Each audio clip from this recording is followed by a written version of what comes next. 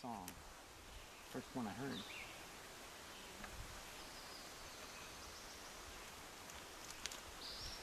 Hear that? That real loud pizza. That's an Acadian flycatcher. It's another very drab forest bird that would not easily seen. And even if you did see it, it wouldn't look like much.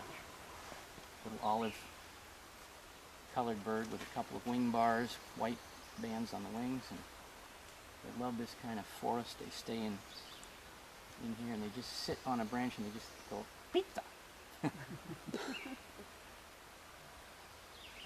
This is the red-eyed vireo.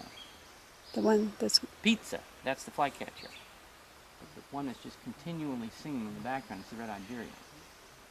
We'll hear that the whole time we're out. You saw him move? The ovenbird in the distance. Teacher, teacher, teacher, teacher, teacher. That's the ovenbird. Mm-hmm. This is like listening to a concert and trying to pick out all the different instruments and stuff. If your ear isn't tuned to it, forget it. It just sounds like a mishmash.